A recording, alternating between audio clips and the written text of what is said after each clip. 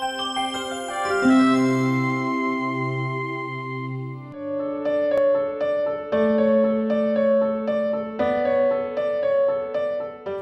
I am Dr. Satinder Kaur, Senior Consultant and Clinical Lead Gynae Oncology, Dharamshila Narayana Super Speciality Hospital, Delhi. Endometrial cancer or the uterine cancer is a disease of the developed nations.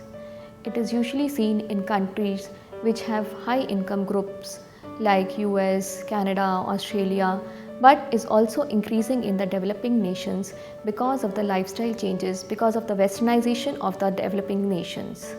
The risk factors related to this disease are diabetes, that is abnormal blood sugars, increase in blood pressure, that is hypertension, hypothyroidism, thyroid related diseases, and the most important is obesity, which leads to infertility, polycystic ovarian syndrome, problem in conception, and all these lead to an abnormal hormonal balance in the body and increased estrogen levels in the body, which affect the uterine cavity and lead to development of the cancer in the uterus. So this cancer often presents early with abnormal vaginal bleeding. Majority of the patients, almost more than 90% of the females, are postmenopausal, that is they present after the menopause with some abnormal kind of bleeding. This cancer is rarely seen in young females. Less than 5% of the females will be less than 40 years of age and they would have irregular bleeding, or they would be under investigation for infertility. They will not be having periods for 2 or 3 months, maybe suffering from polycystic ovarian syndrome or infertility, and go to their doctor for the same problem. And then during a biopsy or a DNC, they are diagnosed to have this cancer. So a biopsy is must for the diagnosis of this cancer, and again it does not lead to any spread of the disease. But without the biopsy we cannot make a diagnosis, and it should be done for all the patients before taking the next step.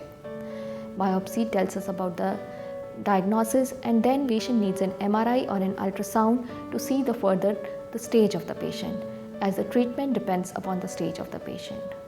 As I said, this cancer presents in 90% of the patients with early stage. Majority are stage 1 patients and surgery is the treatment of choice.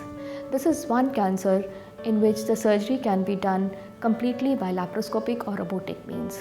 So you will have an early recovery and the patient can go home the next day itself with a laparoscopic or a robotic surgery.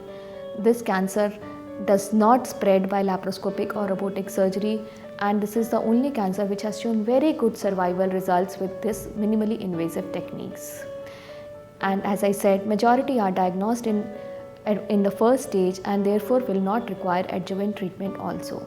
But if the disease is a bit advanced, stage 2, stage 3, the patient will require additional chemotherapy and radiation therapy along with surgery.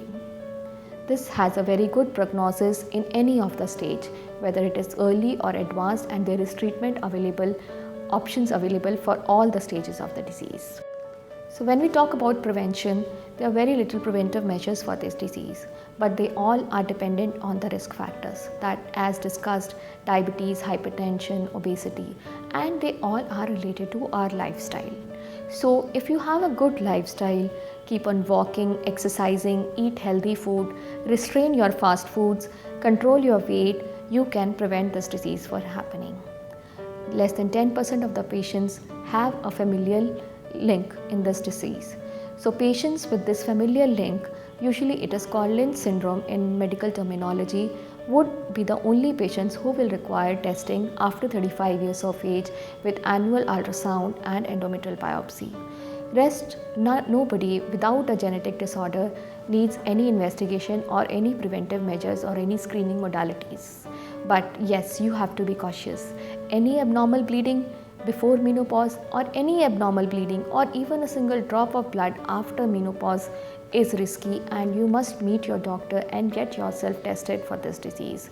You should not avoid any bleeding after menopause, though the chances of having uterine cancer with postmenopausal bleeding is less than 10%, but it is considered to be cancer until and unless proved otherwise. So every patient with postmenopausal bleeding must meet the doctor, get yourself evaluated, get your ultrasound done, and if required, get your biopsy also done so that you can be protected against this deadly disease. And get yourself vaccinated and prevent yourself against this deadly disease and the trauma of the disease and treatment. Thank you.